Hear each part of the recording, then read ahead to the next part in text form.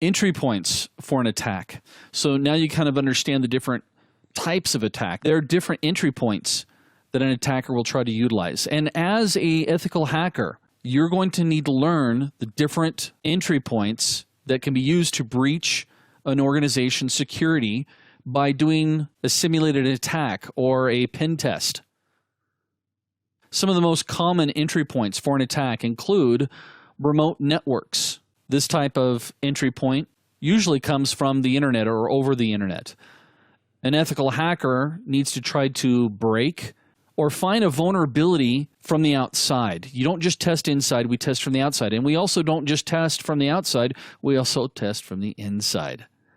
That would include testing things such as your firewall, your proxies, your routers, making sure that there's no updates or patches that need to be applied.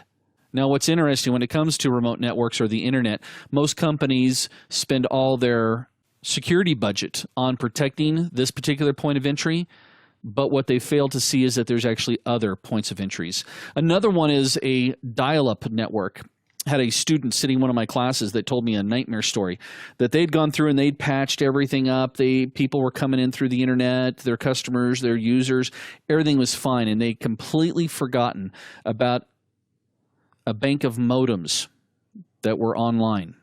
And an attacker had war dialed, discovered their modems, and he had plenty of time because nobody was monitoring that particular network.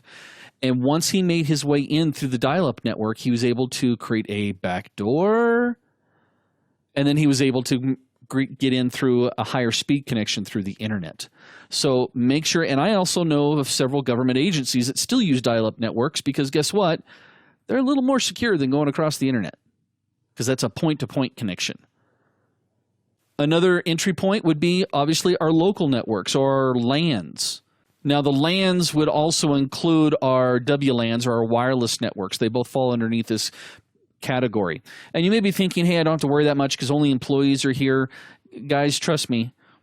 I have been in environments where the company is so big, nobody really knows who anybody is. I mean, they do within their own floor. Very easy to socially engineer and walk around a building and find an open port. And maybe behind, I'm going to hide a little Raspberry Pi device that's going to go through and sniff the network. I'm going to hook it into the jack that nobody is using, maybe in an empty office, or maybe there's two different jacks behind a printer. I'm going to hook it up.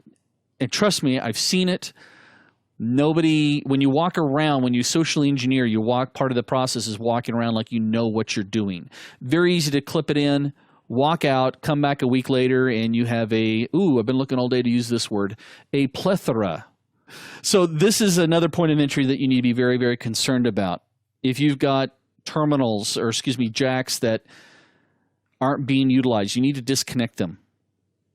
I happen to know of a particular military installation. They not only disconnect them at the patch panel, they actually cut the wire from behind the jack, and they have like 10 feet of cable that's up above so they can repatch it, and it's because it's an extremely secure environment.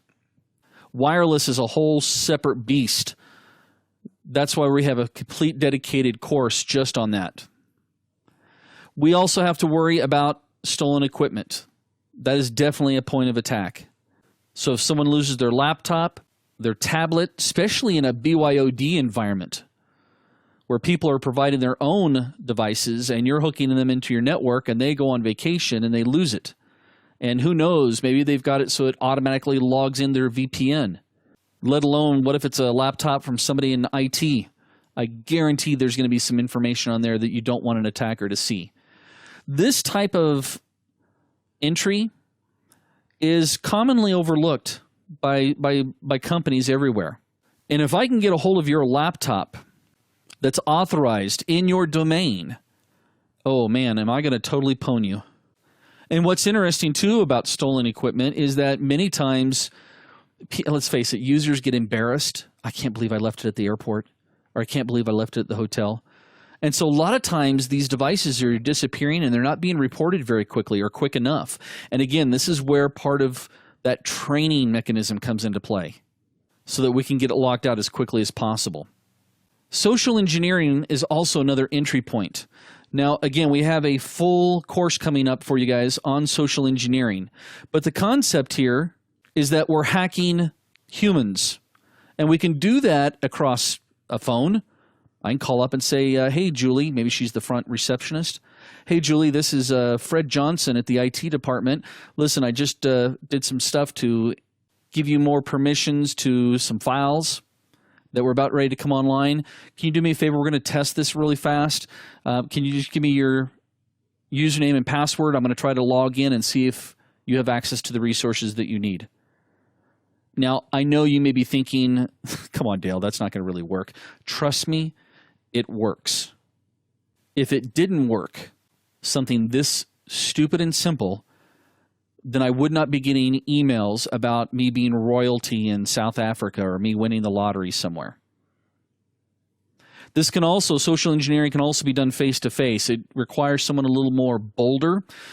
In fact, I'm going to give you a homework assignment. Go watch Catch Me If You Can, if you haven't seen it, and look at it from a security perspective.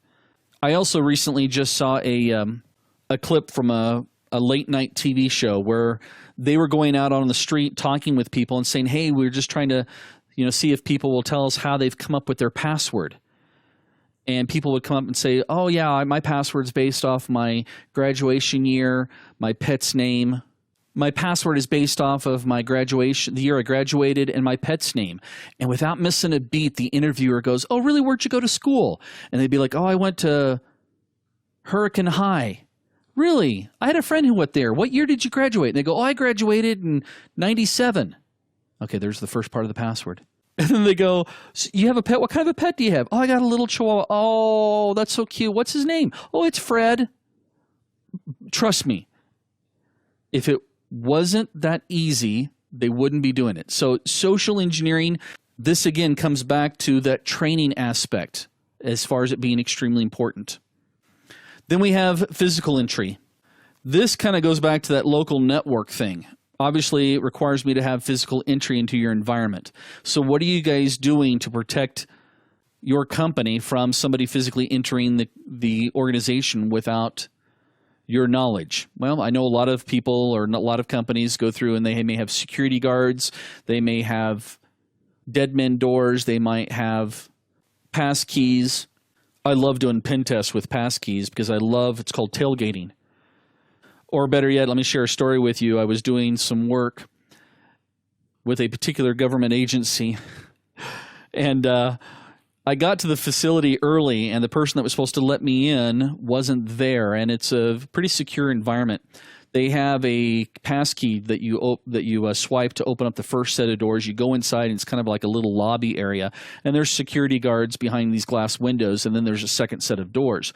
Well, I'll let you know that it was in Chicago, and I flew out to Chicago in the middle of winter, and I forgot my coat. Yeah, I know. I probably need to have a app to remind me to take a coat in the middle of winter to Chicago, huh? Anyway, I was freezing. And sure enough, somebody came up, they swiped their card, and me being a gentleman, it was a lady, I said, let me grab the door for you. And I opened up the door, and she went in, and I tailgated in right behind her.